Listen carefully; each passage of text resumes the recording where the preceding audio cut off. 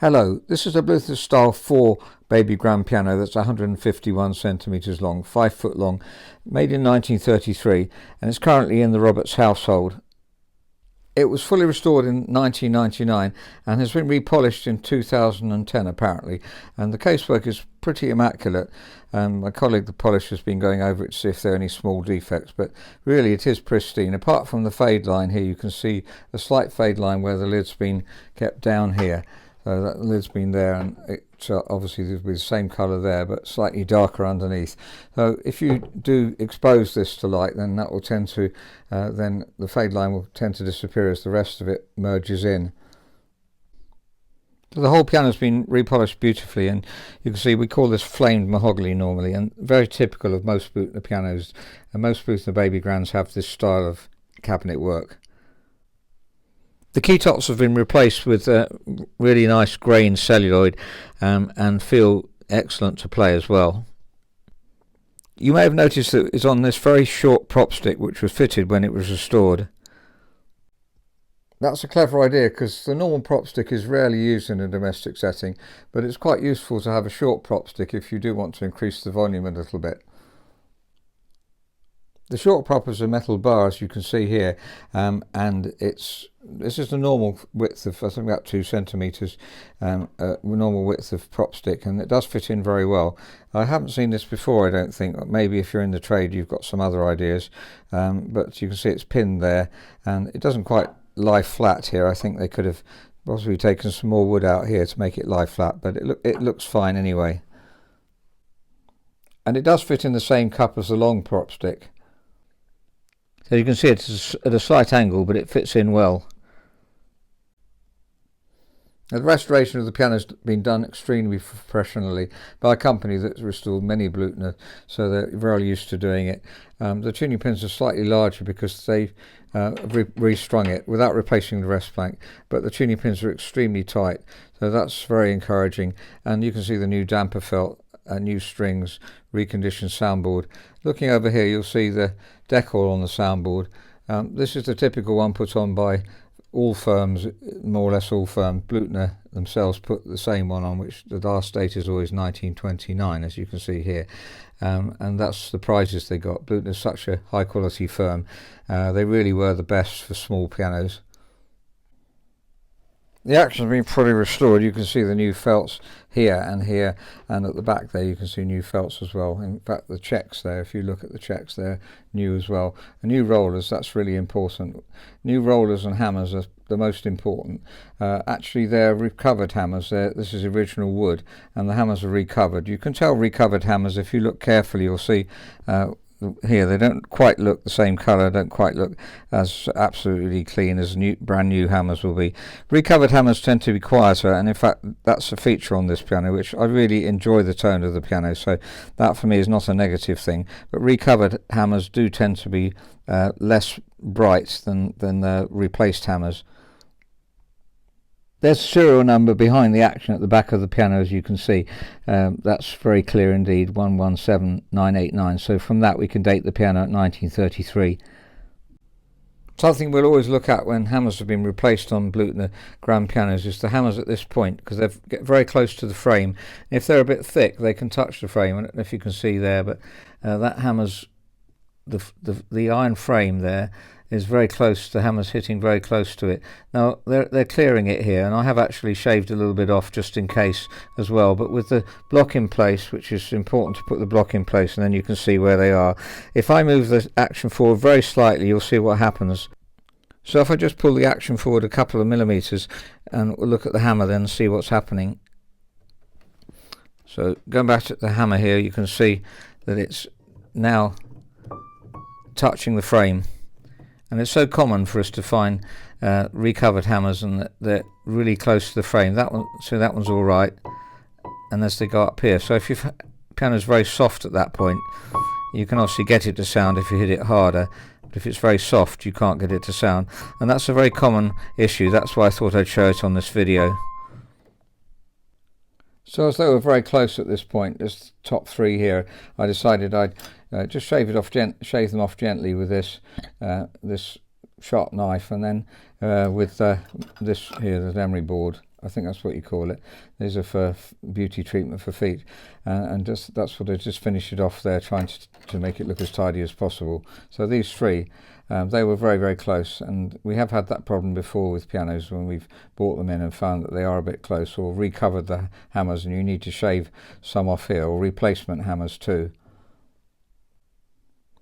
Of the many pianos we've assessed over the years, we've so often found that there's been moth damage under the keys particularly, so I just want to feature that to show you what can happen. And I just happened, this is my home and a Bluthner grand piano, which I'm very fond of, and on the wall just happened to have a clothes moth.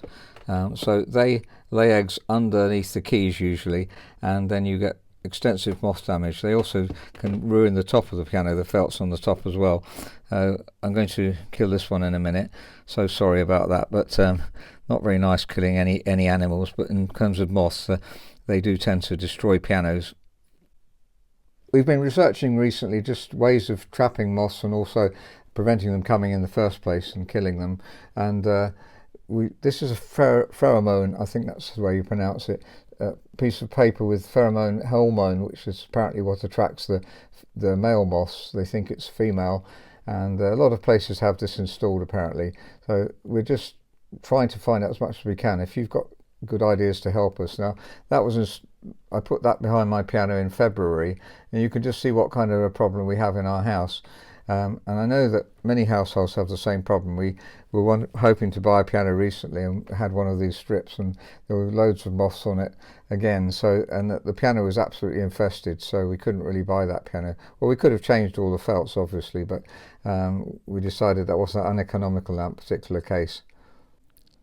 That was installed in February. I installed this one a couple of weeks ago, and we've caught one moth on it already, so it's obviously an issue. This is spray that we've used. If you are familiar with what to use and you're more experienced than we are, then that would be wonderful to hear. I've used that spray on the felts underneath the keys on my piano, knowing that we have got an issue with moth in the house.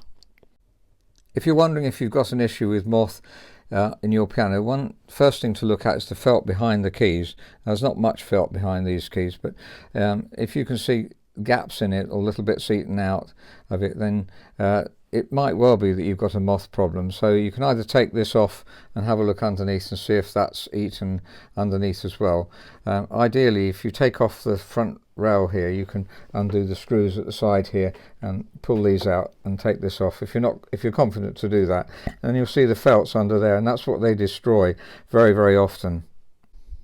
So the moths lay their eggs and they hatch out into larvae, which then eat the felts, and they very often eat these felts too. You'll see that they've been nibbling. If you see kind of white flecks on these type of felts, then that's also an indication of moths.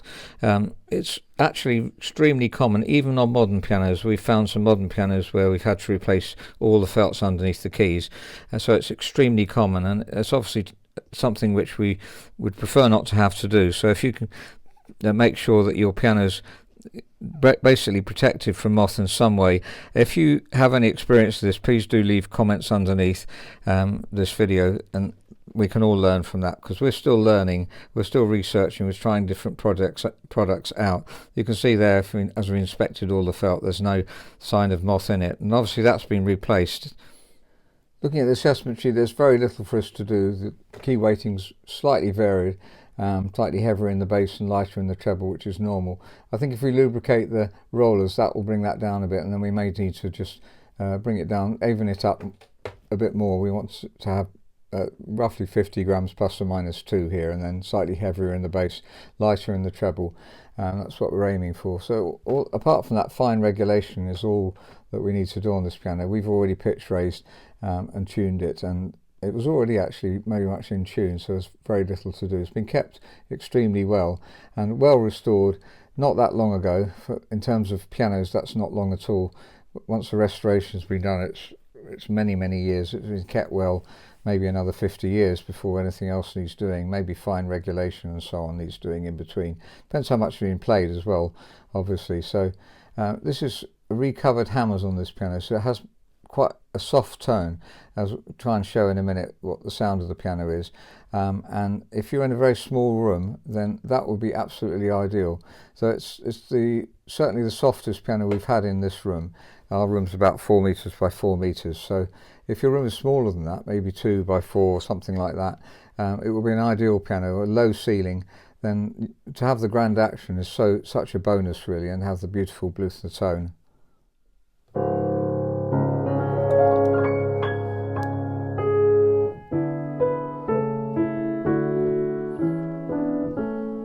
So that's a Bluthner style 4 baby grand piano, 5 foot long, and one that we've done many videos of similar pianos. They're all vary slightly, this one being particularly soft.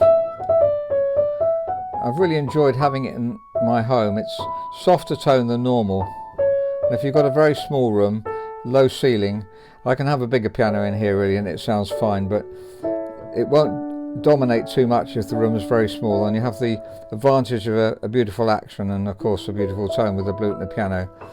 The bass is quite superb for the length of the piano. It's one of the best we've had. Very rich and warm. So I hope that's been helpful. If you're interested, please do write info@robertspianos.com. That's info@robertspianos.com. Thank you very much for listening.